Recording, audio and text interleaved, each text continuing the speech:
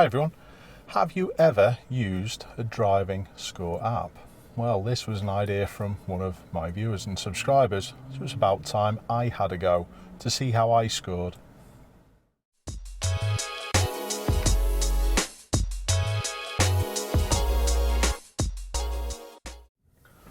Before we go any further today, I just want to say that all the footage that we capture during this video, the front-facing footage, is from a VFO A119 Mini.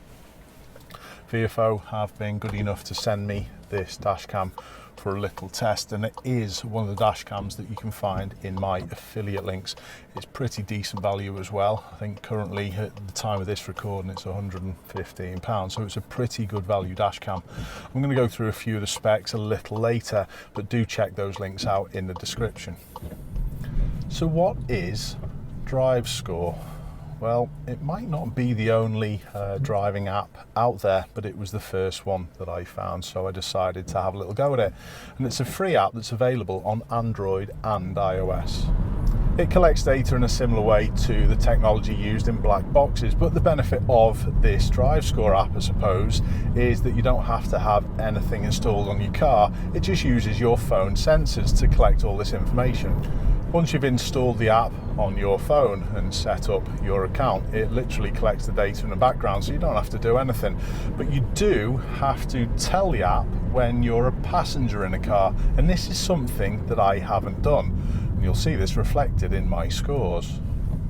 Once the app has gathered enough data and information, it gives you a score out of 1,000, and then you can choose whether or not that you share this information with insurers, and they may be able to offer you a discount on insurance.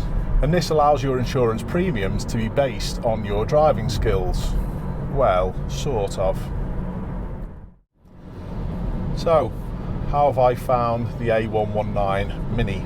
Well, it's a lovely, neat little unit, and it really suits a majority of people. It's at the lower end of their budget range. I think at the moment on vfo.co.uk, please check out the links in the description, it's 115 quid, but you can still use the code AshleyNeil and stick a 128 gigabyte memory card in your basket and get that for nothing. So effectively you're getting 25 quid's worth of memory card for nothing on a £115 dash cam. So the quality is really good. It runs at 1440p, which is the same resolution that I run my other dash cams at. I think it's absolutely perfect. I did have a 4K dash cam in my 3 Series BMW, and I did have a few reliability issues, because when you run 4K video, I find this even in the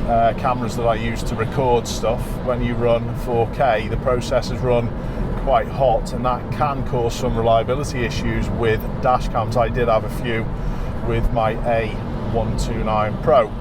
The image quality was amazing, but I'm more than happy with 1440. You make the decision yourself. It's a pretty miserable day now, rain on the motorway. You can have a little look at what the footage looks like on this A119 Mini. The fitting process was dead simple. I took it to Lewis at Liverpool Auto Care. I always like to get the dash cams fitted by Lewis, especially when they're in someone else's car. This isn't my car, it's one of my lad's girlfriend's car. You've probably seen it, you may have seen it before. I did do a video. It's a Seat Leon hybrid. Love driving this as well, it's a nice motor. Big thanks to Jess for lending me a car. Back to the dash cam. The connectivity with the app on these VFO units is really quick and easy. You can adjust so many different parameters.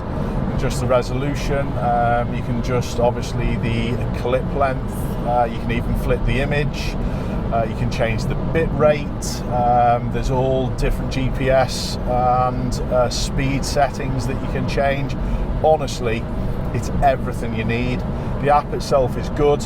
I've not had any issues with this A119 Mini. I do have a couple of issues with my T130 VFO connecting to the app, but that's only because of the system in my car To get the camera switched on, I have to turn the car on, and then my phone automatically connects to the car, and that's my only issue with connecting to these VFO apps. For me, I rarely use them though. I just tend to just pull the card out and take the card inside the house and take all my footage.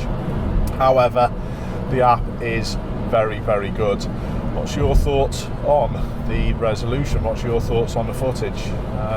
Is it something that would suit your budget? 115 quid? No, it still's pretty expensive, but these VFO units are pretty good quality, and I wouldn't be recommending them if I didn't think they were any good. So please do check them out. I've been using my drivescore app just in the background for a few weeks, and I've covered a fair few miles. I think it's over 400, and my scores were a little surprising. So what type of things are going to affect my drive score? Well, we're going to look at the positives first of all, and there's 3 of them. It's accelerating smoothly, taking corners smoothly, and not braking harshly.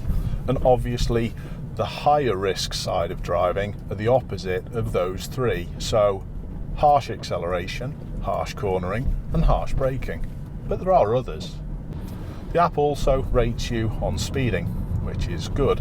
However, I don't think it covers certain temporary speed limits, like going past the school at letting out time. It might be an advisory speed limit of 20, so it wouldn't cover those things. It also rates you on the times that you drive. You're apparently a higher risk if you drive in between 10 p.m. and 4 a.m.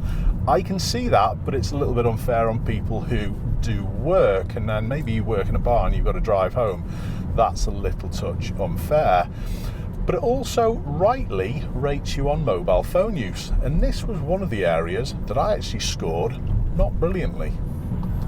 Other data is also used to determine your rating. It's the type of roads you drive on, how often you drive, and how long you drive. Pretty obviously, the better score that you get, the more discount you're potentially going to get offered, but there are flaws to the system.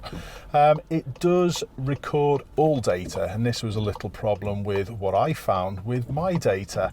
So there are certain times where you may be a passenger and you've got to go back on the app and then tell the app which one of these journeys that you weren't driving.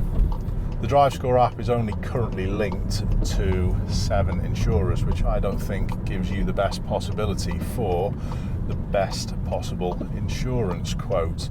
So that's one of its downsides. And another one that I've found, and this makes it a little staged, is it actually only gives these insurance companies your driving data if it thinks you're going to be getting a better score. So really, that's not the best either. It's a little bit false in my opinion.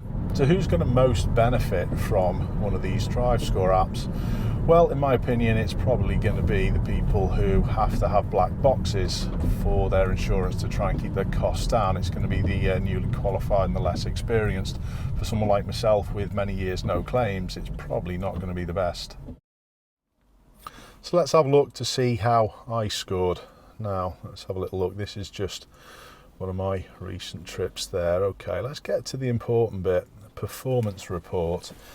Now, I'm going to deal with the one at the top first of all, acceleration. I only scored 603 out of 1,000, and that's rated pretty low. They do say that if you score over 750 overall, you're doing a pretty good job. But however, we're going to come back to that after. Just the acceleration part.